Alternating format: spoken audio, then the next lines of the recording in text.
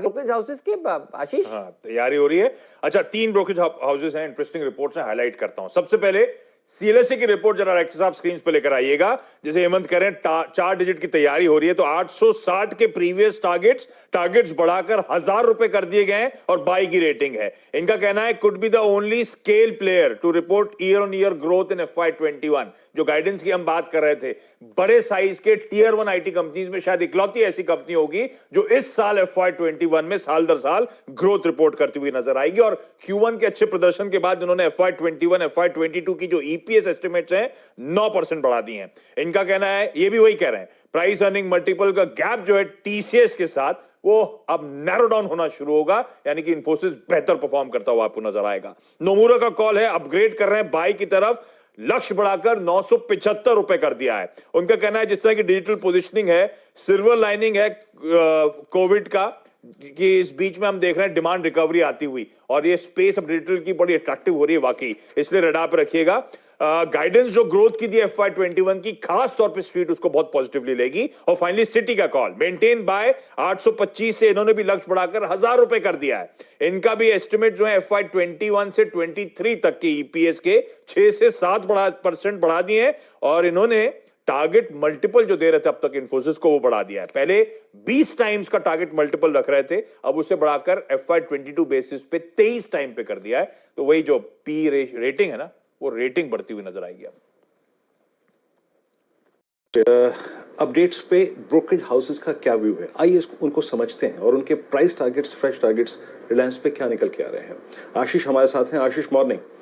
आशीष, इस इवेंट को कैसे रीड किया ब्रोकरेजेस ने और नए फ्रेश टारगेट्स क्या हैं और क्या क्रिटिकल फैक्टर्स थे इन रिपोर्ट्स में?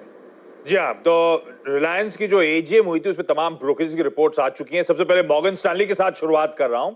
इनका कहना है कि रिलायंस का स्टॉक अपने बेस केस वैल्यूएशंस के आसपास आपको कामकाज करता हुआ नजर आएगा और ये कह रहे हैं कि FY20 से 23 अगले 3 साल 23% की अर्निंग CAGR रिलायंस डिलीवर करता हुआ आपको नजर आएगा। Bank of America Merrill Lynch की सिक्योरिटीज, इनका कहना है 1940 का प्राइस लक्ष्य होगा इस स्टॉक का, जो इनके हिसाब से सम ऑफ द पार्ट वैल्यूएशंस निकल के आते हैं। उनका कहना है जियो के पास 500 million mobile users, 20 million house holds और 10 मिलियन एसएमईज का एक्सेस होगा ओवर टाइम और इसके पास इंडिया का बिगेस्ट फिजिकल रिटेल स्टोर्स का एसेट भी है। इसीलिए इनका कहना है कि यहां पे वैल्यूएशंस के हिसाब से 1940 के लक्ष्य रखिए।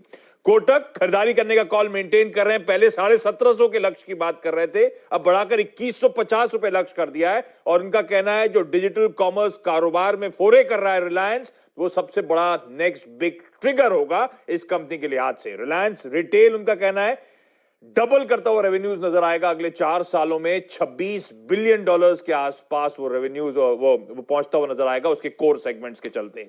सीएलएसए, गूगल ने जो इन्वेस्ट करा है $4.5 बिलियन जियो में, ऑनलाइन एक्सटेंशन जो हो रहा है रिटेल बिजनेस का, वो प्रोग्रेस बहुत अच्छा कर रहा है। स्टेक सेल रिटेल में स्ट्रेटेजिक इन्वेस्टर्स को या फाइनेंशियल इन्वेस्टर्स को आने वाले कुछ ही तिमाहियों में आप होते हुए देखेंगे। अप्रूवल जो स्पिन ऑफ का मिला है पेटकैम और रिफाइनिंग बिजनेस में, अर्ली 2021 तक एक्सपेक्टेड है कि वो इन प्लेस होगा और उसके चलते जो अरामको के साथ डील होनी है उसका रास्ता आसान होता हुआ नजर आएगा। तो ब्रोकरेज की तरफ से लार्जली जिस तरह की कमेंट्री आई है, जिस तरह के अपडेट्स एजीएम के बाद आए, उसके बाद तो थम्स अप ही नजर आ रहा है। ठीक बात है, तो थम्स अप दे Kotak, Motilal Oswal, Credit Suisse, IDBI Capital, इन्होंने अंडर परफॉर्म या फिर सेल की रेटिंग दी है। Targets on the lower side 1480 तक के भी आ रहे हैं। ओके, तो 1480 तक के टारगेट्स आ रहे हैं। इनफैक्ट कुछ रिपोर्ट्स में पढ़ रही थी कि इतना अट्रैक्टिव नहीं रहा है मौजूदा भाव पर शेयर, इसीलिए उसमें करेक्शन देखने को मिलेगा। लेकिन कल जो रिलायंस की एजीएम